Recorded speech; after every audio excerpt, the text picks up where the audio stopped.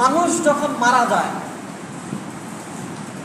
আমাদের আব্বা আম্মা কিংবা মুরব্বীরা যারা মারা যায়, বিশেষভাবে আমাদের বাবারা যখন মারা যায়, বাবা মারা যাওয়ার পরে মৃত ব্যক্তির যে সম্পদ থাকে, এই সম্পদগুলো 4টা কাজে ব্যবহার করতে হয়। এটা জীবিত ব্যক্তিদের দায়িত্ব। প্রথম হলো ওই সম্পদ থেকে এই মৃত ব্যক্তির দাফন কাফনের ব্যবস্থা করতে হবে। তার কাফনের কাপড় ক্রয় করা, তারপরে যদি সরকারি অনুষ্ঠানে মাটির ব্যবস্থা করা হয়, ওখানে কিছু টাকা পয়সা দিতে হয় অনেক সময়। তারপর আরও ইত্যাদি ইত্যাদি আরও কিছু বিষয়াদি আছে দাফন কাফনের। ওই মৃত ব্যক্তির সম্পদ থেকে ওই জায়গায় টাকা খরচ করা, এটার বৈধতা আছে। এরপরে মৃত্যু ব্যক্তির যদি কোনো ঋণ থাকে, তার রেখে যাওয়া সম্পদ থেকে আগে ঋণ পরিশোধ করা। তারপরে মৃত্যু ব্যক্তির সম্পদ থেকে যদি কোনো ওসিয়ত করে যায় যে আমি অসুস্থ, যদি আমি সুস্থ না হই, মারা যাই, তাহলে মসজিদে এতগুলা টাকা দিয়ে দিও, বা মসজিদের এই কাজটা করে দিও, মাদ্রাসা এটা করে দিও, বা অমুক জায়গায় এই টাকাটা খরচ করো, এরকম যদি কোনো ওসিয়ত করে দেয়, ওসিয়ত পূরণ করা। চতুর্থ হলো ওই মৃত্যু ব্যক্তির রেখে যাওয়া সম্পদগুলো তাদের উপরই অনিশ ভাগাভাগি করে নেবে। আপনারা লক্ষ্য করলে দেখবেন যে কয়েকটা খুবই গুরুত্বের সাথে করা হয়।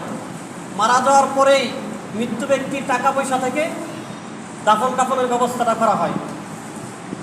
ঋণেরও ব্যবস্থা অনেক সময়ই করা হয়, কখনো কখনো করা হয় না, কিন্তু বেশিরভাগ সময়ই করা হয়। তারপরে ওসিয়তগুলো পূরণ করার চেষ্টা করা হয়।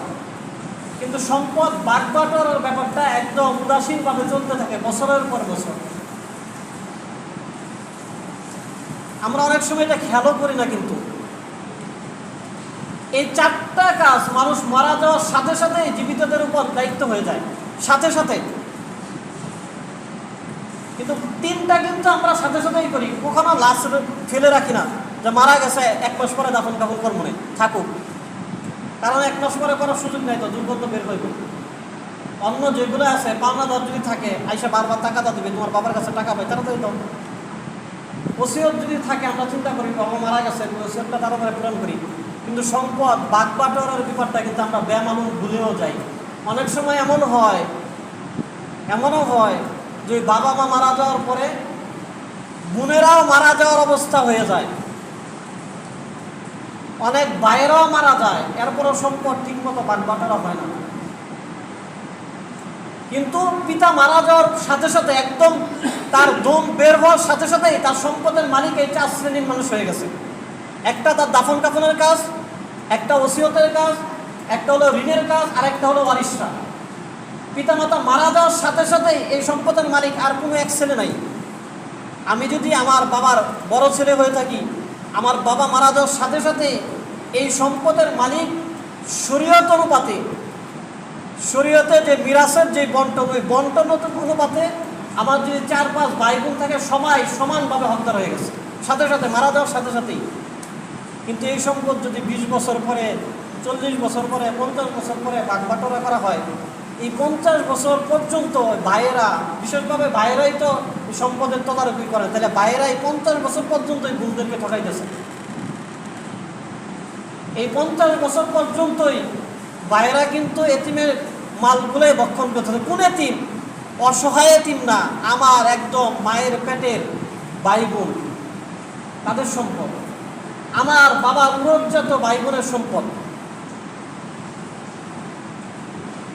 এজন্য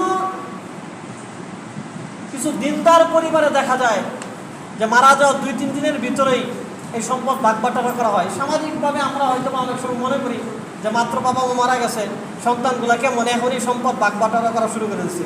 আসলে এটা এখনই ভাগবাটোয়ারা করার সময়। এবং তৎনগত যদি হয়ে যায়, এটা স্বাভাবিকভাবে হয়েও যায়। আর নয়তো এই সময়ে হয় না, এটা হয় না, সেটা হয় না, হইতে হইতে অনেক সময় দেওয়া যায়। তখন দেখা যায় এক সময় সন্তানরাই মারা যাওয়া বাবা মারই গালিগালাজ করে, যা আগে যদি বাবা ঠিক মতো দেওয়া যাইত, এগুলো তদারকি করে ভাগবাটোয়ারা করে দেওয়া যাইতো, আজকে এই সমস্যা হইতো না। ভাই বোনের সম্পর্কের মধ্যে পবিত্র সম্পর্ক, আপন সম্পর্ক দুনিয়াতে আর হয় না। কিন্তু দেখা যায় এই সম্পদের জন্য, এই আদরের ভালোবাসার সম্পর্কটার মধ্যে ফাটল ধরে। কিন্তু শরীয়ত যে পদ্ধতি আমাদেরকে দিয়েছে, ইসলাম যে পদ্ধতি আমাদেরকে দিয়েছে, আমরা যদি বাবা মা মারা যাওয়ার সাথে সাথে এই সম্পদগুলো বাগবাটোয়ারা করে নিতাম, যার যার সম্পদ তাকে বুঝাইয়া দিতাম, তখন দেখা যেত যে সম্পর্কটাও ঠিক থাকতো এবং ইসলাম যেভাবে বলছে ওইভাবে আমল করা হতো। অনেক সময় তো ইমোশনালি বোনদেরকে ব্রেক মনে করা হয়, দাঁত খাওয়ানোর খুঁটাও দেওয়া হয়, বছরে বছরে দাঁত খাওয়ায় ভাই বোন ভাগিনাদেরকে, এটাও তো আলাদা একটা খরচ। এত সব যদি একবারে বাগবাটোয়ারা করে দিয়ে দেওয়া হয় তাহলে এটা কেমন হয়? এই ধরনের খুঁটাও দেওয়া হয়। ইসলাম বলে যে না, এবং ইসলামী শরীয়ত এত সুন্দর, অনেক সময় সন্তানকে ত্যায্য করে দেওয়া হয়, সন্তান কথাবার্তা শোনে না, এই জন্য সম্পদ থেকে ঠকানো হয়। ইসলামী শরীয়তে এই ধরনের কোনো আইন নাই। সন্তান যত খারাপই হোক, বাবা মার যাতে সে জন্মগ্রহণ করার কারণেই সে বাবার ওয়ারিস, সে বাবার সম্পদ পাবেই। মা যদি মারাও যায়, সন্তান যদি নানির বাড়িও লালন পালন হয়, এরপরে দ্বিতীয় বিবাহ বাবা করে, এরপরে সন্তান হয়, দ্বিতীয় বিবাহের সন্তানের যেরকম সম্পদ অধিকার, প্রথম স্ত্রী মারা যাওয়ার পরে ওই সন্তান নানার বাড়ি লালিত পালিত হলেও সেও সমান অধিকার। এটা ইসলাম তার বাবার উরসজাত হওয়ার কারণে এই অধিকার দিয়েছে। এবং নবীজি এক হাদিসের মধ্যে বলেছেন, যারা ওয়ারিসকে ঠকাবে, মিরাজকে ঠকাবে, সন্তানদেরকে তাদের প্রাপ্য সম্পদ দিবে না, নবীজি সাল্লাল্লাহু আলাইহি ওয়াসাল্লাম হাসরের ময়দানে এমন বাবা মার ক্ষেত্রে বলবেন যে তারা আমার উম্মত না, এবং নবীজির উম্মতের সত্তার কপি ছাড়া কেউ জান্নাতে যেতে পারবে না। সব আমলনামার হিসাব নিকাশ দেওয়ার পরে আবার নবীজির সত্ত্বের লাগবে যে না, সে আমার উম্মত।